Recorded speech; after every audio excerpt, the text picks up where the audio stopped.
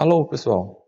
No vídeo passado nós vimos a questão de entradas e saídas, e aí nós percebemos sempre que nós podíamos pensar na saída como alguma coisa ligado, desligado, um botão ele precisa ser pressionado, não precisa não ser pressionado, ou um portão, se ele está em cima ou ele não está em cima, assim diante, né? Se o portão está fechado, não está fechado. Então nós pensamos nas coisas, se vocês assim, derem uma analisada na questão de semelhança entre os sensores que nós pensamos sempre neles como sim ou não, tá? Então nós tínhamos sempre dois estados bem definidos de funcionamento, tá? Então se ele estava de um jeito ou se ele estava de outro jeito. Ele nunca poderia estar entre aquelas coisas. Por exemplo, nesse pequeno diagrama que eu tenho aqui, eu poderia pensar nesse botão de início, por exemplo, ó, como alguma coisa que está solto e agora pressionado. Solto, pressionado. Aqui nesse sensor de segurança que eu coloquei no fim de curso, olha só, botão sensor acionado, sensor liberado. Mesma coisa aqui, né? Sensor acionado, sensor liberado. Só que existe uma outra classe, pessoal, de sensores que eles não se enquadram nesses que têm apenas dois estados, tá? Essa outra classe de sensores, elas se enquadram em uma categoria onde ela precisa descrever todo um range de funcionamento.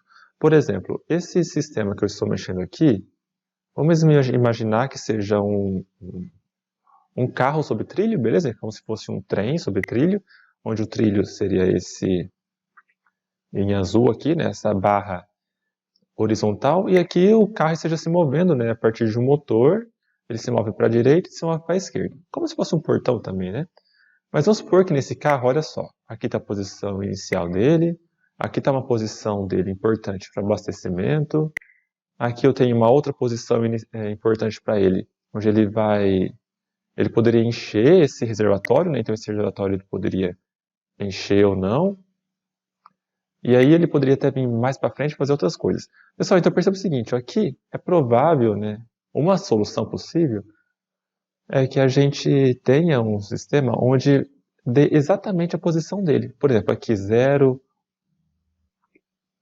1 metro, 2 metros, 3 metros, 4 metros, então fosse crescendo de maneira contínua, certo?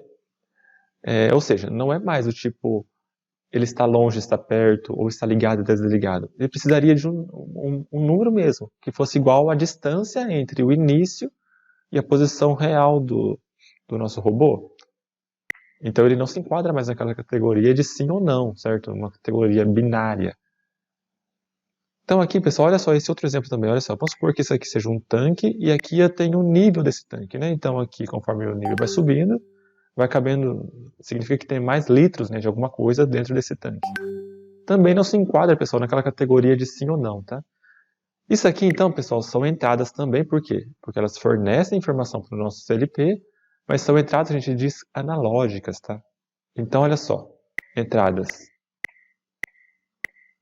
digitais, beleza? Entradas binárias digitais, então é só sim ou não, 1 ou 0. E aqui já são entradas analógicas, pessoal, ou seja, entradas analógicas elas são constantes ao longo do tempo. Ela não tem variação brusca entre 0 e 1.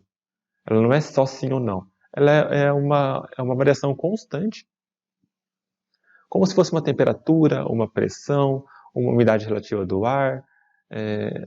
Então, várias grandezas, pessoal, a gente tem que pensar se elas são entradas analógicas ou digitais e elas fornecem informações diferentes, tá? Nós vamos ver, então, essas diferenças mais para frente, mas já fica, então, numa entrada, quando nós estamos analisando entradas, elas podem ser digitais, analógicas e também as saídas, tá? As saídas elas podem ser digitais, do tipo motor liga, motor desliga, ou elas também podem ser analógicas. Por exemplo, o motor liga numa velocidade de 50%.